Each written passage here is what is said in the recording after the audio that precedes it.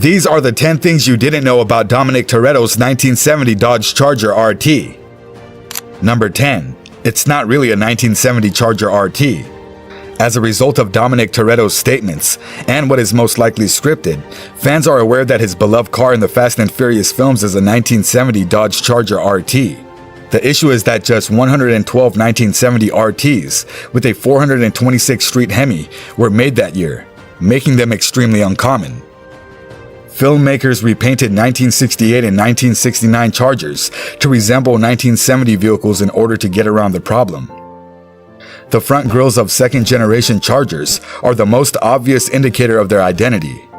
The 1970 model returned to an open grille with a horizontal divider, while the 1969 model had an open grille with concealed headlamps and a chrome center divider. Mopar enthusiasts will also note some minor variations in the doors, front fenders, and hoods, all of which the manufacturing team took into consideration.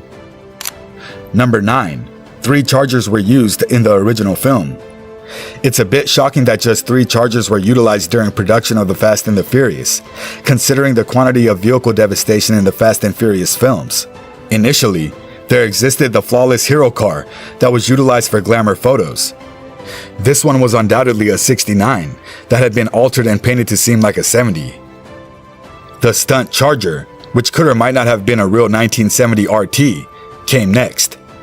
But it was the rollover Charger that was destroyed at the end of the movie, not the vehicle that Dominic smashes.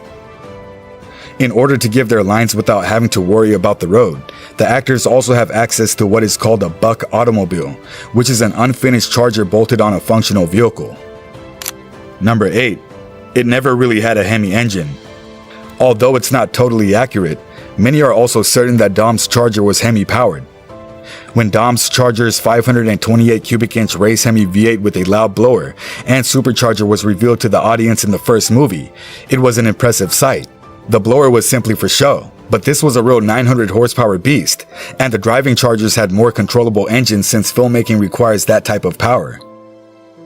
The 440 cubic inch V8 engine that powered the stunt Charger was, as you can see, painted a different color on the engine compartment than the body because it was a beater vehicle. Since there's no purpose in ruining a collector engine, the rollover Charger's 318 cubic inch engine was present. In addition to the hero Charger, the buck vehicle could have featured a 383 or 440. Number 7.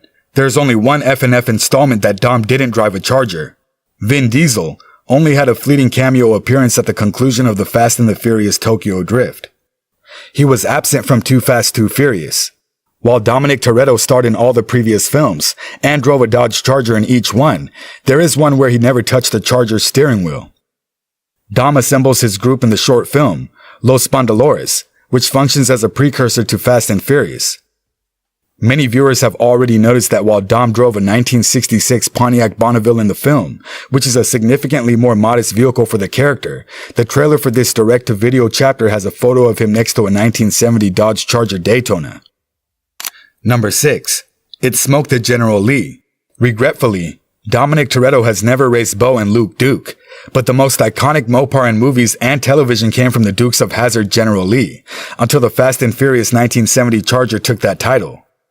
Even though the Duke boys are still very popular, the Fast and Furious movie franchise has brought in over $7 billion at the box office, and millions of Dom's Charger replica toys have been sold as part of the thriving merchandise division. Toretto would triumph if Dom faced up against Bo and Luke in a universe, which is something that has to happen. While all of them are amazing drivers, the General Lee's 446 pack only manages 390 horsepower, significantly less than the Fast and Furious Charger's 900 horsepower and nitrous. If there were more jumps on the racetrack, the Duke boys could have an edge, but Dom can also soar through the air in a Charger, so probably not. Number 5. Like a vampire, it returns from the dead. Dominic Toretto's Charger can withstand any amount of damage before it comes back to life. He totaled the automobile after flipping it 12 times in the Fast and the Furious.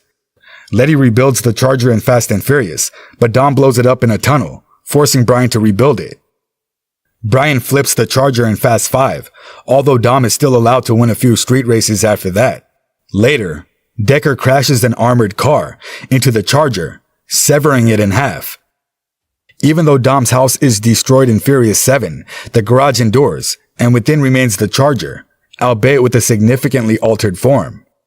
Instead of using the Charger for his regular driving task, Dom ramps it off a rooftop and into a helicopter. The Charger was complete in F9 again, but without a hood. Fortunately, Dom had fantastic auto insurance coverage. Dom and his kid drive the Charger down the side of a falling dam in the first part of the two-part Fast X series. Number 4. Dom drove a Charger with serious off-road capabilities. The 1970 RT is Dominic Toretto's primary vehicle in the Fast and Furious franchise. However, he has owned other Chargers throughout the years. Hemi power is equally amazing off-road as it is on paved surfaces, as seen by the 74x4 he drives in Furious 7. Because it was airdropped over the Caucasus Mountains in Azerbaijan, the all-terrain Charger is also capable of flight. Dom possessed an all-wheel drive 1968 Custom with spiked tires that he called the Ice Charger in The Fate of the Furious. This Charger may have destroyed a nuclear submarine, making it possibly the strongest in Dom's workshop. All of Dom's vehicles have excellent off-road capabilities since, as was previously noted, his favorite 70s RT scaled down an erupting dam. Number 3. It may have been a 1,150 horsepower RT. The 1970 Charger RT, owned by Dominic Toretto, was custom built by his father and included a supercharged 528 racing Hemi engine with 900 horsepower. Dom was terrified to drive the automobile because his father died in a racing accident, claiming it was too strong and risky to be driven on the street. Though as we now know, the show engine was not the same as the V8s utilized during filming. Theoretically, this was one incredible street beast. Dom's Charger is equipped with a 250-shot nitrous package, in addition to the enormous power of the race Hemi. Thus, this vehicle has the potential to reach 1,150 horsepower, even if only momentarily. While Dom drove a Challenger SRT Demon in The Fate of the Furious, the 2023 SRT Demon 170 produces 1,025 horsepower, which is more in line with the FNF RT.